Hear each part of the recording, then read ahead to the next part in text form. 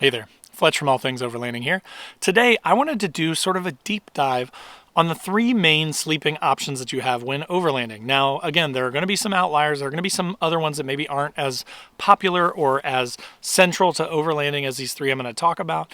But I'm going to try and focus on the main three, and those are hammock, tent camping, and rooftop tent camping. So again, I just want to kind of go one by one, break them all down, and give you the pros and cons. So if you aren't sure that whether you need a rooftop tent or not to be an overlander, or whether you want to be a hammock camper, or what's involved with it, or whether a ground tent works for you, this video should be a great source of info regarding those three options. So let's get into the top three options for overlanding and which one might be right for you.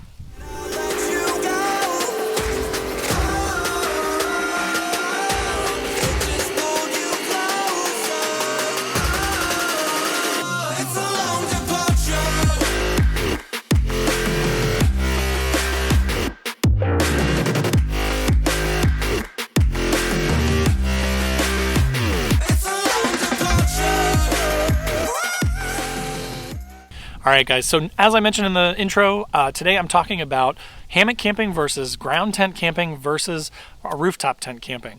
And again, I'm going to go one by one. I'm going to go really deep, and it's almost going to be me kind of pondering it because I've hit a point where I've had a rooftop tent. I'm currently, as you can see, going to be using a hammock tonight. I've had a ground tent too, but I have a buddy with a Gazelle, and I'm kind of really jealous of that sometimes. It's so quick and easy to set up. He can do a base camp style camp with it. It's way quicker than setting up my hammock and all that stuff that it takes to do that. It's not quite as quick as my rooftop tent, but then I have to tear down every morning when we want to go hit trails. So again, I'm going to kind of go through each of those three options. I'm going to give you pros and cons. I'm going to kind of give you my thoughts on like what one I'm leaning towards, right? Because I'm just not sure. But I want to kind of go through all three of them, and maybe by the end of this episode, we will all kind of figure out together which one's right for each of us. So there's no right or wrong answers here, right? There may be something that works better for you than me. But again, I want to give you as much info as possible, as much of the like years of thinking about this as I've put into it, and kind of where I'm at right now in hopes that it will save you some time and or money while you're thinking of your setup. So let's start with hammock camping. Because I'm here right now, it's winter, it's about 39 degrees right now outside. It's a little chilly, I'm not going to lie. And tonight it's supposed to get down into the low 20s. So I do have my hammock here, and I'm going to be doing a good little experiment to see just how cold I'm going to get tonight in the low 20s. I have camped down into the 30s before and had no problems with it, and now I have an underquilt, so I'm actually pretty excited. I think I'm going to sleep pretty well tonight. So anyway, so when talking about hammock camping, let's start with some pros.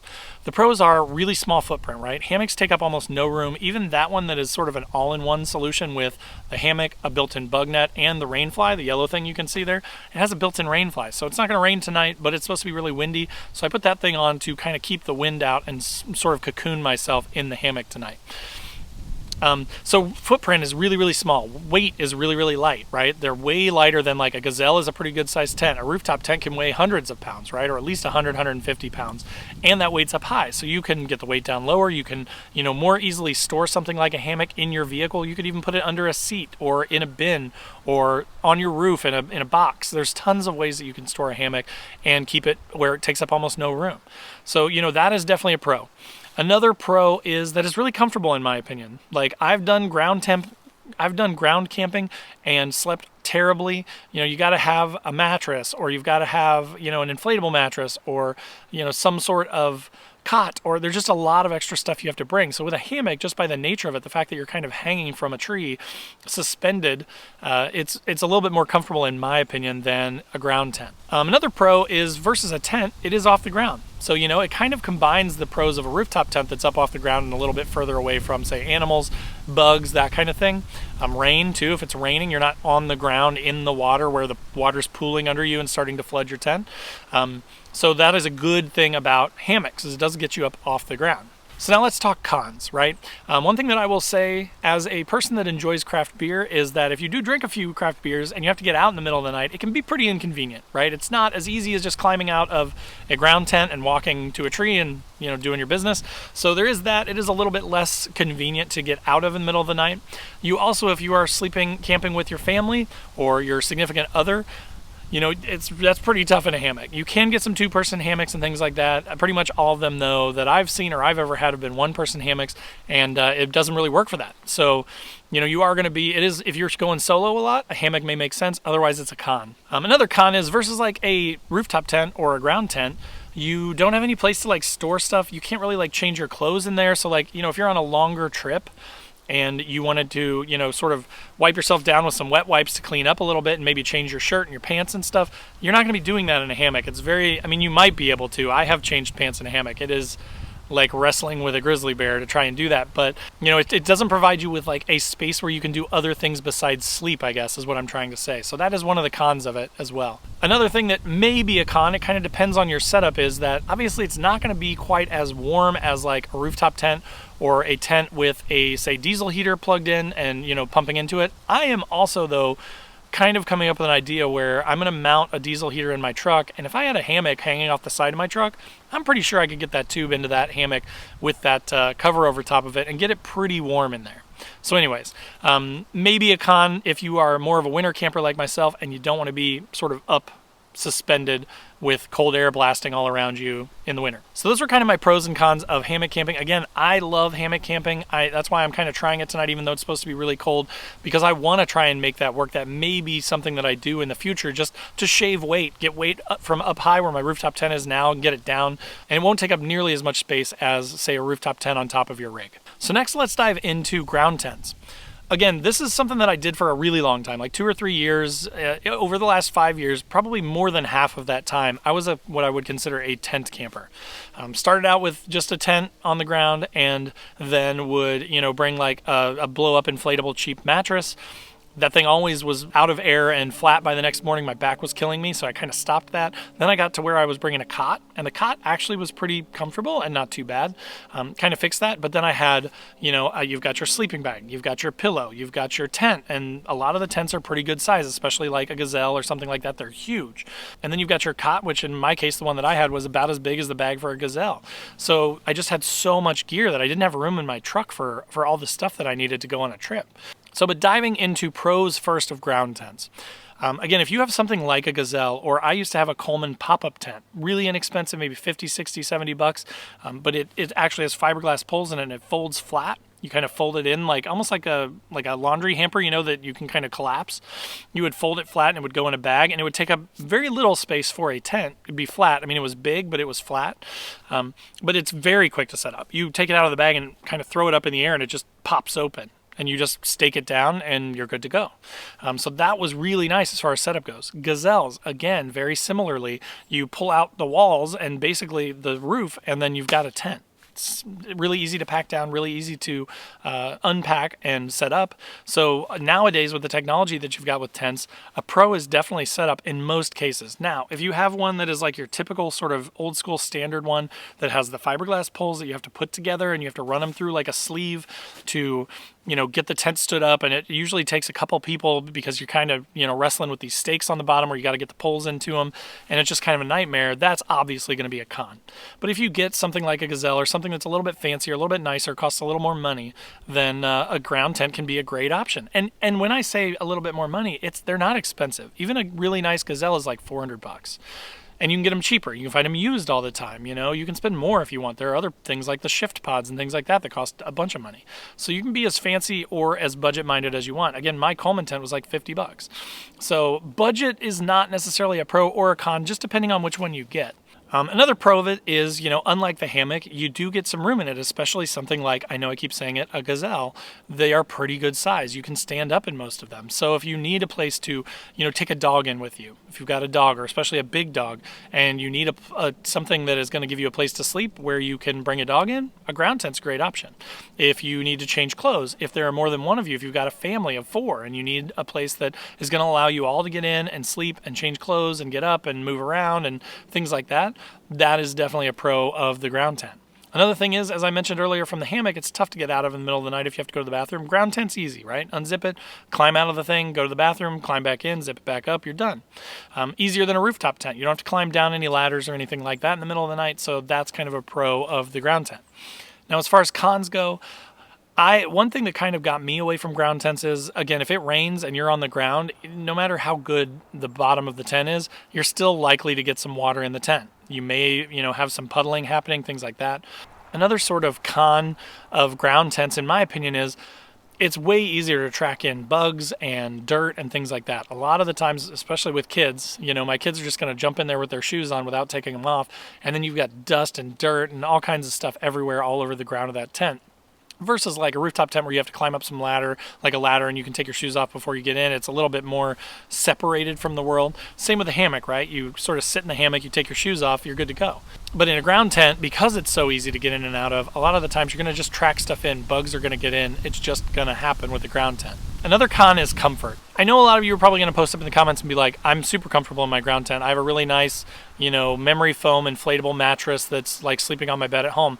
That's true, but it's more gear to bring, and it's sizable gear, right? So, for me, the ground tent, I've done it a lot, and I'm kind of out of it. I don't know that I would do a ground tent again, just because of how much gear you have to bring if you're going to do a ground tent. But again, it might be just perfect for you. You can also really easily run a diesel heater into it, like I mentioned, so that's another pro. So if you have a family, if you have a big dog, if you want to be able to base camp, if you want to be able to leave something behind and then go out and hit trails and come back at the end of the day, a ground tent might be perfect for you. So getting into rooftop tents. This is what I have considered myself for the last couple of years, and I do still really like rooftop tents. And I likely will continue to be a rooftop tent camper, and I'll tell you why. As soon as we get through pros and cons. So let's start with pros. The pros of the rooftop tent is, one, it's always on your rig. So, versus having to remember to get the gazelle and get the cot and get the air mattress and get the pillow and get all this stuff, you can pack, in a lot of cases with a lot of those rooftop tents, you can pack all your bedding in there, even your pillows sometimes, and you can just have everything right there ready to go, and it's always on your truck. So if you get a chance to go for a weekend, you can hop in, throw in some food and drinks, and you're all set. Everything's already loaded on your rig, which I like. Now, some people take off their rooftop tents and store them in their garages, things like that. That could definitely be a con, right? Because they're so heavy and big, to have to take those things off using some sort of pulley system or, a couple of boards and sliding it down the back, that could definitely be considered a con if you have to take the thing off. I leave mine on 24/7, so for me, it's definitely a pro. Another pro of the rooftop tent is, if you're, a little bit worried about animals, bugs, that kind of thing, then it gets you up off the ground. I have far less problems with bugs coming into my rooftop tent than I do a ground tent. Far less problems with any sort of animals messing with anything, raccoons trying to take anything. If you've got food up there and stuff, you don't have to worry about it as much as you would when you're on the ground. So that is definitely a pro as well. Another thing is just the view, right? There is something really nice about waking up and kind of being able to see out further around you at camp when you're up on the roof versus being on the ground or being in a hammock and you open it up and you can see 10 feet around you, through the trees. It is kind of nice being up on the top of the vehicle. Another pro of rooftop tents is a lot of them, like mine, come with channel on top of them, so you can actually affix other things. I've stored my recovery boards up there. I have a gun case up there where I keep my sort of essentials, things like my fire pit, fold flat fire pit, a portable shower kind of thing, portable shovel, some tools and stuff like that I don't use all the time, but I want to have with me in case I need them. So you do have some additional storage options potentially on top of your rooftop tent, which is really nice. And then one last pro of the rooftop tent is because of their style. Now, it kind of depends on the one you get, right? If you get sort of a soft shell one, like a Smittybilt or a Tepui or something like that, then they're basically like a tent that you would use on the ground just up on top of your vehicle, so they're very similar. In my case, I have sort of an aluminum hard shell wedge style tent, which what I like about that is that you have a rigid outside. So it's almost kind of like a mini trailer or a mini camper or something like that, where you actually have some protection. So, if something were to fall, if a limb would fall from above and hit the top of that, I have 2 millimeters of aluminum between me and that limb, so I have something to protect me from falling limbs, things like that. Also, high winds and things like that, they do a little bit better than a ground tent and probably a lot better than a hammock. So you've got a little bit more stability there if you're in, inclement weather. So now let's talk about cons of a rooftop tent. Again, if you have a family, like mine is 7 foot long by 4 feet across. That's good for about 2 adults, and that's a little tight even. So we're shoulder to shoulder in there. If my wife comes with me, there's not a ton of room. If we bring our kids, we bring a ground tent. We throw a ground tent up on the ground for them, and we sleep in the rooftop tent. So that's one of the cons if you're looking for a family. Now, there are some that will keep 4 people up there, right? So then you just have to get a bigger one. But then that's where the biggest con comes in probably, which is price. Rooftop tents are extremely pricey. Even the cheapest ones that I've seen on Amazon, and I'll drop a couple links to them below because I'm actually kind of looking at them as potential options, are about $1,000. But especially if you want to get a 4-person tent, you could be talking $2,500 to $5,000, right? So they do get really expensive. Another con is that it gives you a bunch of weight up high, which if you're actually off-roading and taking some aggressive sort of off-camber trails, that can be a big con, right? Like it's not great to have 100, 150, 200 pounds up high on top of your vehicle, pulling it from side to side when you hit those off-camber sections. So that can definitely be a concern, all that weight up high. Another con, as I've kind of mentioned earlier, is that if you are moving camp every single day, but coming back to the same area, if you are a rooftop tent person, you have to pack up your stuff every day. I'll give you a good example. A few months ago, I went to Wisconsin and we were camping in one spot for 3 nights and 3 days. And every day we'd go hit trails. And everybody else threw out a trailer or threw out, like a camper or things like that. Like one of the guys had a TC teardrop. They just unhooked those things and they left them there. Once they set them up once, they were set for all 3 days. For me, I had my awning out, I had my rooftop tent open, I had my bed down in the back, I'm cooking, I'm doing all this stuff. Every single morning I'd have to pack all that stuff up, pack down my rooftop tent, put in my awning, all that stuff every day just to go hit trails and then reset it up every night, which can get pretty inconvenient, especially if that's kind of your type of overlanding that you do. If you're more of a base camp type person, a rooftop tent may be a really big disadvantage. All right, so let's kind of wrap this up. So again, that was the 3 kind of main options that I came up with for or have used for overlanding. I probably am going to stay a rooftop tent camper just because I think most of the time my type of overlanding is go out and explore, hit a new campsite, camp. Go out and explore, hit a new campsite, camp. I don't usually base camp very often. So for me, having to set it up, the rooftop tent is really easy and quick to set up, really easy and quick to tear down. As long as I'm not coming back to the same place every day, it's really pretty convenient. Also, I like having it on the truck all the time because, being a dad with a couple of kids and stuff, some weekends, things might just open up. We might have had plans and those plans get canceled, and then all of a sudden I can go and get a trip. But if I have to pack everything up, then I'm losing time. I don't get to go out as much. Sometimes I just can't even get everything packed up. So I will probably stay rooftop tent camper. I am considering the hammock option. I do think that may be a good one for me. Again, because it's so much smaller, it will shave the weight from up high. It doesn't take up a ton of room, and I'm really comfortable with it. I've got enough gear now that I feel like I could do it year round and be pretty happy. So that may be an option in the future for me. But what's right for you? Post up in the comments below. Let me know what type of overlanding you do, and let me know what you think works best. Or if you have questions, I'd be happy to kind of jump in if you give me a little bit of information, kind of tell you based on what I've learned. Yeah, I think this makes a lot of sense for you, or maybe it doesn't, right? So again, I hope that was helpful for you. If it was, click the like button. If you're not already, click that subscribe button, click the bell to be notified when new videos drop. I do a couple every week. So if you're looking for newbie overlanding content like this in general, you'll get that. There's also do-it-yourself modifications and gear reviews and things like that. So if you're into gear, I love gear. I do gear reviews every week pretty much. So tons of content for you here on that stuff. Also in the description down below are links to Facebook, Instagram, TikTok.